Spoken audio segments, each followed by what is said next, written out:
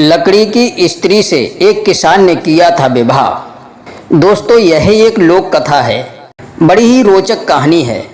आपसे निवेदन है कहानी को पूरा अवश्य सुने। चलिए दोस्तों, शुरू करते हैं आज की ये ज्ञानवर्धक कहानी। तो कहानी शुरू करने से पहले जो दर्शक हमारे चैनल पर पहली बार आए हैं, कृपया हमारे चैनल को सब्सक्राइब कर लें। मित्रों, ये कहानी बड़ी ही रोचक है। इस कहानी को सुनने से आपको पता चलेगा किस तरह से एक किसान ने एक लकड़ी की बनी हुई स्त्री से विवाह किया और उस लकड़ी की स्त्री ने अपने पति का भी पूरा साथ निभाया था। मित्रों, एक किसान था, उसका नाम चावरेन था। युवा हो जाने पर भी उसका विवाह नहीं हुआ था।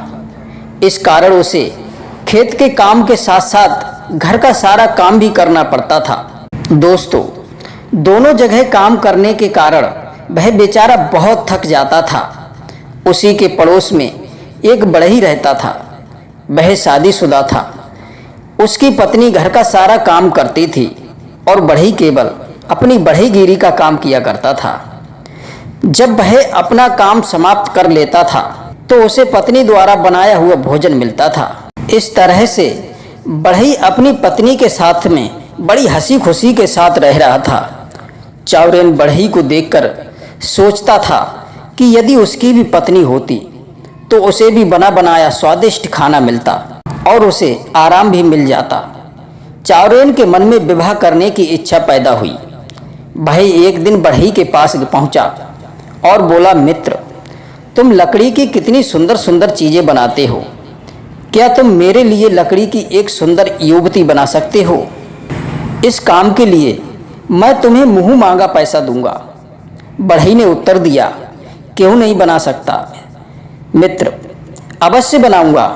तुम 1 महीने बाद आना और मैं एक बहुत सुंदर स्त्री का निर्माण कर दूंगा। चावरेन 1 महीने के बाद फिर बढ़ई के पास पहुंचा। उसने देखा कि बढ़ई के दरवाजे के कुछ अंदर एक लकड़ी की स्त्री खड़ी है। चावरेन ने बढ़ई को आवाज लगाई कि मित्र। बढ़ई घर के अंदर से निकलते हुए बोला, लो मित्र, तुम्हारे लिए लकड़ी की युवती तैयार है, कहो सुंदर है ना? चावरेन ने उत्तर दिया, बहुत सुंदर है मित्र, लेकिन यदि इसके दाहिने गाल पर एक काला तिल लगा दो तो इसकी सुंदरता में 4 चांद और लग जाएं। बढ़ई ने कहा, इसमें क्या बात है, अभी लगा देता हूँ। और उसने युवती के गाल पर एक काला तिल लगा दिया। चावरेन ने लकड़ी की मूर्ति की कीमत चुकाई और उसने अपने घर ले आया। उसने उसे अपने सोने वाले कमरे में खड़ा कर दिया और अच्छे अच्छे वस्त्र तथा आभूषण पहना दिए। अब वह मूर्ति सजीव युवती जैसी लगने लगी। अगले दिन चावरेन ने खेत से लौटकर खाना तैयार किया। उसके बाद वह घर के बाहर निकला और वहीं से आवाज दी, क्या खाना तैयार हो गया है? इसके बाद वह फिर से घर के अंदर आया और घर के अंदर आकर बोला, हाँ जी, तैयार है, हाथ पैर धोकर खाने आ जाइए।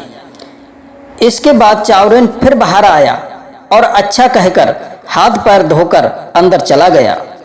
उसने उस दिन भरपेट भोजन किया और मन में सोचा कि यह भोजन उसकी पत्नी ने ही बनाया है। इस प्रकार वह जीवन में पहली बार बहुत खुश हुआ था और उसने भरपेट खाना खाया था।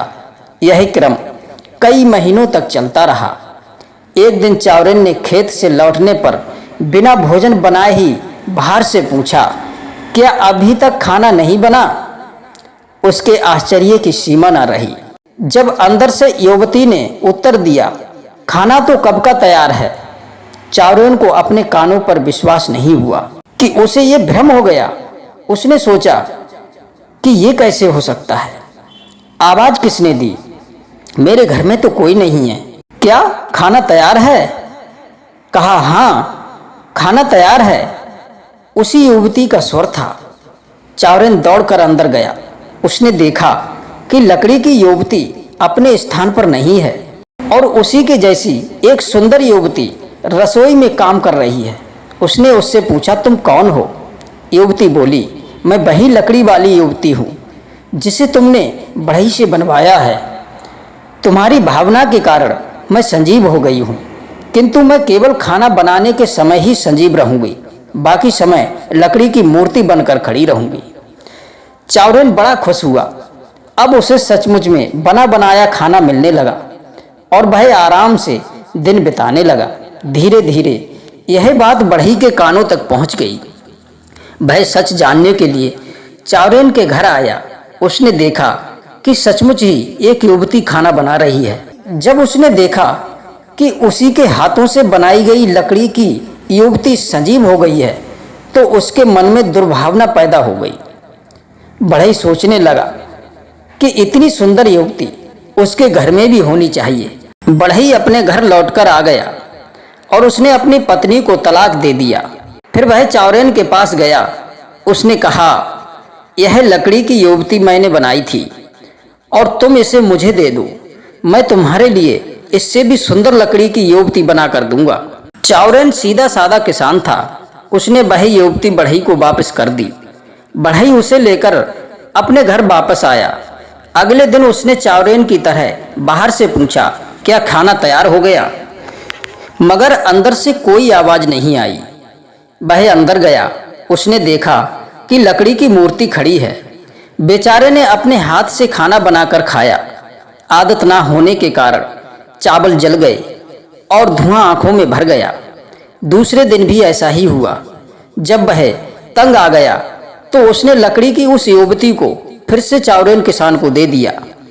चावरेन के घर जाते ही लकड़ी की वह युवती हमेशा के लिए सजीव हो गई। चावरेन ने उसके साथ विवाह रचा लिया और सुखपूर्वक रहने लगा। बढ़ई लालच में और उसकी मूर्खता के कारण अपनी पत्नी को भी खो बैठा। दोस्तों, इसे कहते हैं लालच बुरी बला। जिसने भी लालच किया उसने अपना सब कुछ तबाह कर दिया।